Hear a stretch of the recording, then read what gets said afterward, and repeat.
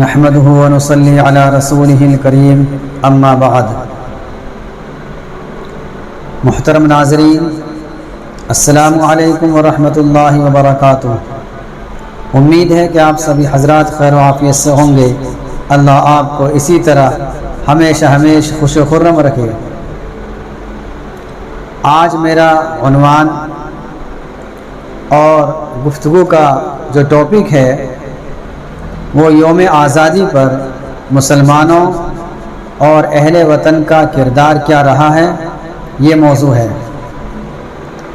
چونکہ یہ موضوع بہت طویل ہے، لیکن میں آج آپ کے سامنے انتہائی اختصار کے ساتھ کچھ باتیں عرض کرنا چاہتا ہوں۔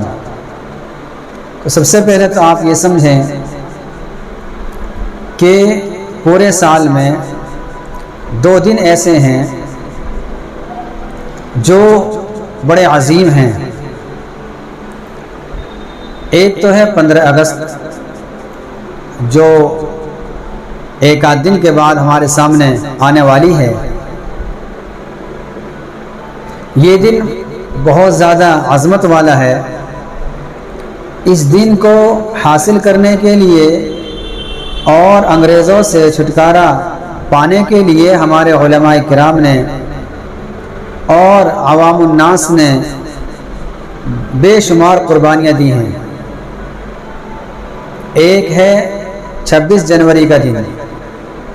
15 اگست کو تو یہ ملک انگریزوں کے تسلط سے آزاد ہوا، اور 26 جنوری کو ہندوستان کا قانون نافذ ہوا۔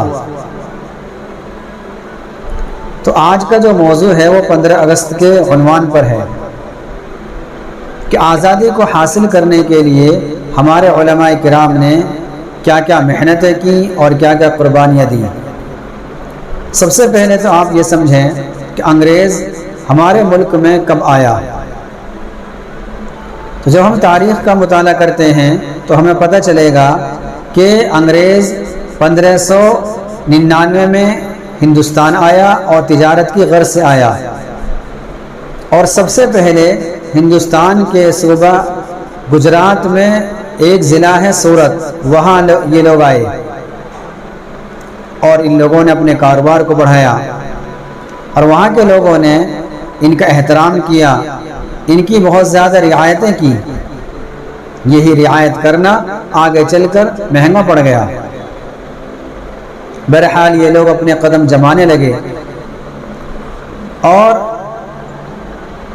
1707 عیسوی تک ان لوگوں نے کوئی زیادہ ہنگامہ نہیں کیا، چونکہ اس وقت تک جو حکومت تھی وہ حضرت اورنگزیب رحمۃ اللہ علیہ کی حکومت تھی۔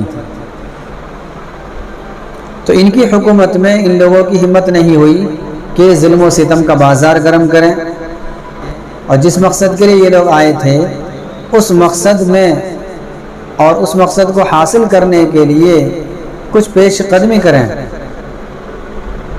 لیکن جیسے ہی حضرت اورنگزیب رحمۃ اللہ علیہ کا وصال ہو گیا تو اس کے بعد انہوں نے پلاسی کے میدان میں جنگ کی ہے، اور ان کا مقابلہ سب سے پہلے جو ہوا ہے وہ سراج الدولہ سے ہوا ہے۔ چنانچہ ان کا مقابلہ ہوا، اور مقابلے میں سراج الدولہ کا جو وزیر تھا میر جعفر، وہ ان سے مل گیا، جس کے نتیجے میں ان کو شکست کا سامنا کرنا پڑا۔ اس کے بعد 1764 میں پھر انہوں نے بکسر میں مقابلہ کیا اور زور آزمائی کی۔ اس وقت ان کا مقابلہ شاہ عالم بادشاہ سے تھا۔ اس وقت بھی شاہ عالم کو شکست ہوئی، اور یہ لوگ مضبوط ہوتے چلے گئے۔ پھر انہوں نے دیکھا کہ میسور میں ایک شخص ہے جو ہمارے آڑے آ رہا ہے، وہ ہے ٹیپو سلطان۔ تو انہوں نے ٹیپو سلطان کو اپنے راستے کا سب سے بڑا روڑا سمجھا، اور پھر ان سے جنگ کی۔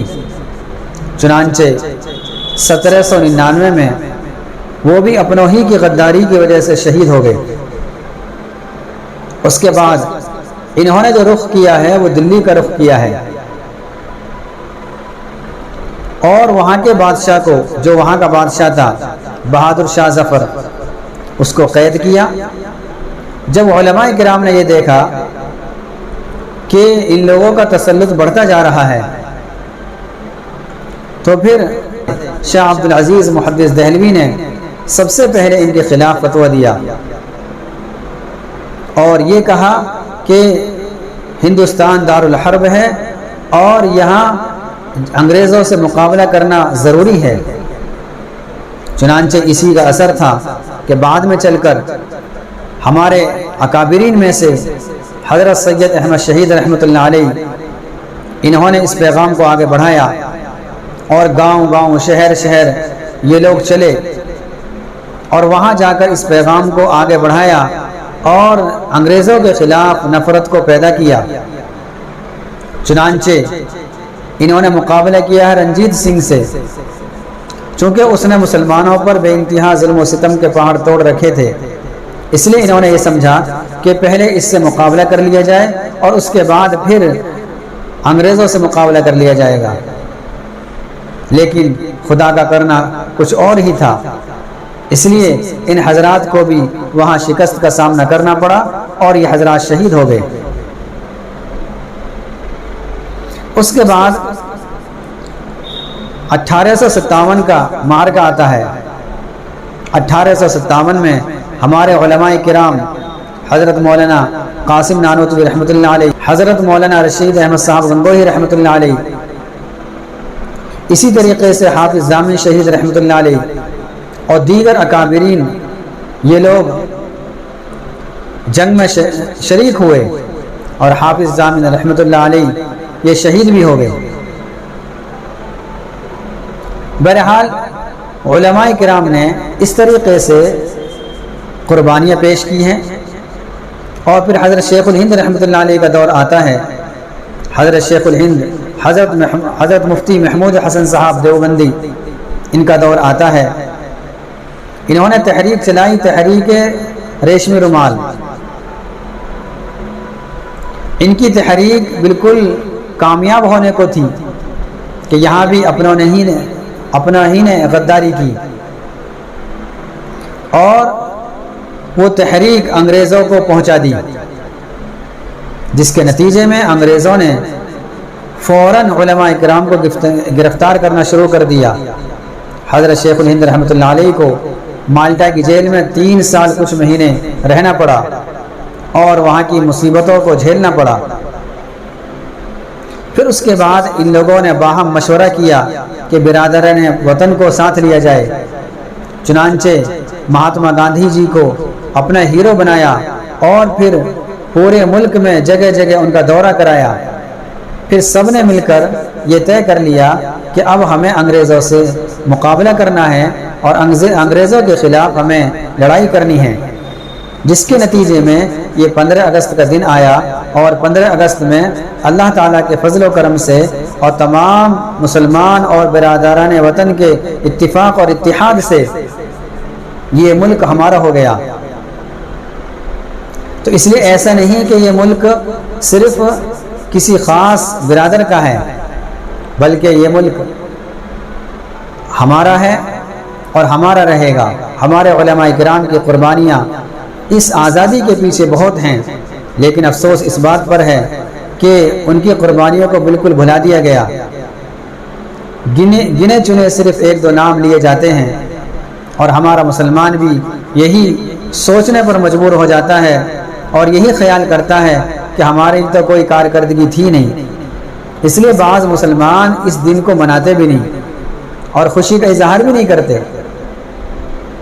تو اس لیے میری آپ حضرات سے یہ گزارش ہے کہ یہ جو 15 اگست آ رہا ہے، اس دن تمام اہل ہند سے میری درخواست ہے اور ہر مسلمان سے خاص طور سے میری درخواست ہے کہ سبھی اس دن کو منائیں اور اس دن خوشی کا اظہار کریں اور ترنگا جھنڈے کو پھہرا کر خوشی کا اظہار کریں۔